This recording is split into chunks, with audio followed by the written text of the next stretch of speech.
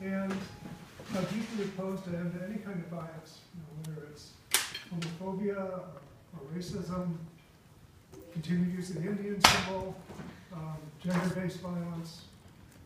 Any one of those is incredibly harmful to our community. I said that in my inauguration. I said it again when I addressed the faculty in November. Really, those things, I am just deeply, deeply opposed to. And I also want to point out this goes beyond Eric. What's interesting is that in this year, in this academic year, there has been more investment, more new initiatives to support diversity, access, and inclusion than in any other year I can remember. So let me just sort of run through a few just to sort of remind you. So in September, the trustees approved construction of the Triangle House. We're launching intergroup dialogues. I invested in a major expansion of the EE-GIST program. I put $1 million of recurring funding into next year's budget. So recurring means annual funding to support the hiring of faculty which are underrepresented in their fields. For those with socioeconomic need, we had the smallest percent increase in cost of attendance, 2.9% since 1977, and at the same time grew the financial aid budget by 5.9%. So a much larger increase in financial aid than the cost of attendance. I put as two of my highest priorities faculty cluster hiring and the Society of Fellows, which are methods that have been used at other universities to do both build academic excellence and diversify the faculty. So both of those are methods that have been successful elsewhere, and two of my highest academic priorities. We proposed, and the trustees have supported, a major overhaul of the way the judicial process acts or works for cases of sexual assault, and it includes a zero tolerance piece to it. And yesterday I agreed to conduct a climate survey on campus. And all of this, all of these are some of the indicators of how deeply I care and we care as an administration about these issues. As I said, this is more than has been launched in any other year that I know of. These are major things, major investments, major new initiatives. I need you to join me in a constructive approach. We can't run this college through demands and threats by disrupting the work of others. It doesn't work in any organization, and it's particularly contrary to the foundations upon which an academic community is built, which is open dialogue and free debate. If you want arts and sciences to consider a department of Asian American studies, if you think that's a good idea, and it may well be, you need to make the effort. You need to take the time to go talk to the dean of the faculty and talk to the faculty of arts and sciences, because they've actually thought about this quite a bit. And they're going to have interesting perspectives to offer you. Making a demand and threat of the president is not the right way to go about this. Same thing with all the other ideas you've got.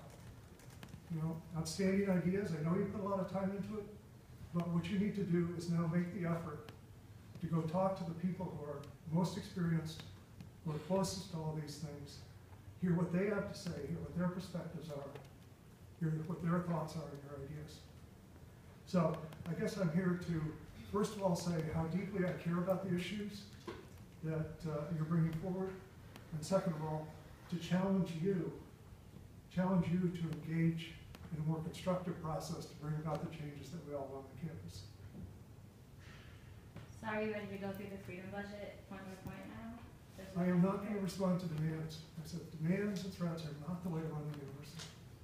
What we will do is, for every idea you brought forward in the freedom budget, we're happy to identify who the people are on campus that are expert and experienced and closest to those issues. And we're happy to help you engage with them with that. But you, as a crusader of justice, will not give your opinion on anything. Is that what I'm hearing? What I'm hearing is that you need, So is that clear? You're not giving an opinion, right? but I guess you didn't listen to me. No, I really heard you, but you are really good at talking but not saying anything, so I commend you on that. But I think I did say, I said, if you want to talk about the idea of starting an Asian American Studies department. no, I'm talking about the entire freedom budget as a whole. All of them are equally important. Am I right to assume that you will not today go through point by point and even give an opinion? Even if that means tomorrow we can go to the correct people who can help us with that. But you as the figurehead of this college will not even give your opinion point by point. Because if you're saying no, then that's all we need to hear. Yeah, my opinion is you need to talk to the people who are closest to it, who are most expert, and we're happy to help you do that. Okay, thank you. Rather than, as I said, if you want to consider an Asian American Studies department, you really need to talk to the faculty in arts and sciences and the dean of arts and sciences. But if it's important to you that students feel included, supported, if we're talking about an Asian American Studies department in particular, then why would it be on us to make that leap, you know? We're happy to help you with that. Great, and we're offering a way for you to do that right now, today, which is to go point by point through this, tell us your opinion on every single one of the points, and then in the additional comments, perhaps one of the best things you could do is tell us who the next person is. Well, I think you need to start with the people who are, most expert, most experienced, closest Well, to can you it. bring them in the room with you next time when you come? Are you coming again? Are you the group to talk to, or? We're here. We might be. Also, for these departments, there's probably no greater incentive than to have the president's opinion on it and support behind it.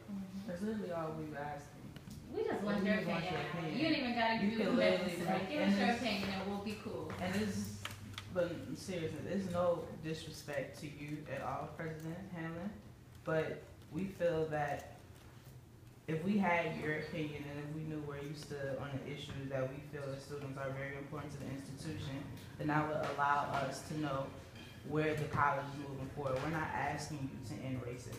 I'm not asking you to yell at your different departments and to say, well, you need to implement this right now. I'm just asking for your opinion so I can know as a student, a concerned student, that the rest of my time here at Dartmouth, we will be able to constructively create spaces for change. And that's all that we're asking for you. So what the president needs to do is state the overall, values and priorities for the institution, which is what I did just a few minutes ago, in the context of the issues we're talking about. That I'm strongly supportive of diversity, access, and inclusion, that I'm strongly opposed to bias of any kind, and here's some steps that central administration has taken appropriately. These are things appropriate for central administration. Here's a series of 8 steps we've taken just to show you that it's more than rhetoric. Okay, so that's what the president does. Sets overall direction and values for the institution. And that's just a President Hanlon, are you opposed to white supremacy?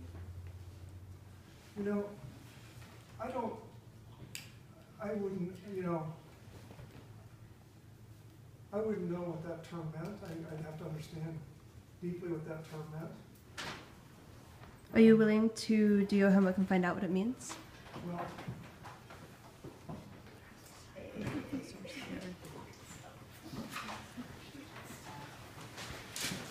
Well, I think I made my value statement, and I'll let you interpret that.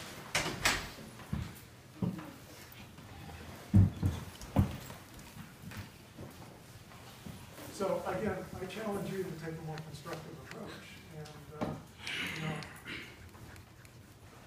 if you really want to bring about change, as I said, demands, threats, disrupting the work of others, that's not the way to do it. So It's really interesting to hear you say that, because these are the people who are on all of these committees already and work for all of these different organizations already.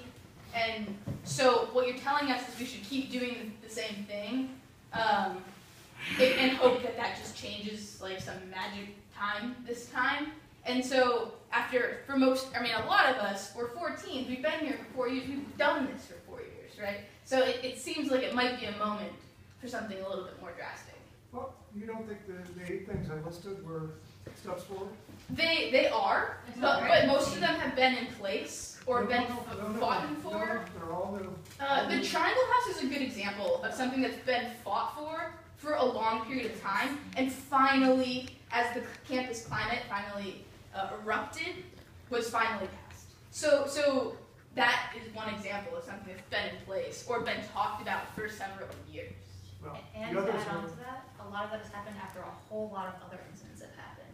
There had to be tons of homophobic incidents to finally say, please, I do not feel safe in my own house, to finally have a house dedicated for it. Like with the Clery Act, it didn't happen until we had this massive, hey, look, I'm, you know, but it's that you have to wait for all these things, all these incidents to happen before like enacting change. We're trying to do some very preventative, very thoughtful stuff that we know is to prevent us from getting into any sort of form of danger. And we're here with some really real tangible results that we know we work. And then to say, oh, well, let's think about it, let's go back and take a step back. It stops here. This is what we know, this is what we know works, and we don't need a committee or a group to tell us or someone to send us off. okay, well, maybe we've done what we can do today, but, I do it again. I would challenge you to step up and take a more constructive approach. Thank you.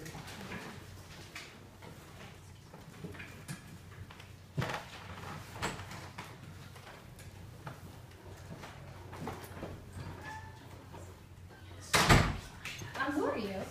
Hi, I'm Sarah. I'm a reporter from the D. Okay. And I was wondering if any of you would be willing to speak with me about your impressions about what's going on. If you don't want to speak with me, that's fine. I want to give everybody here a chance to have their voices be heard.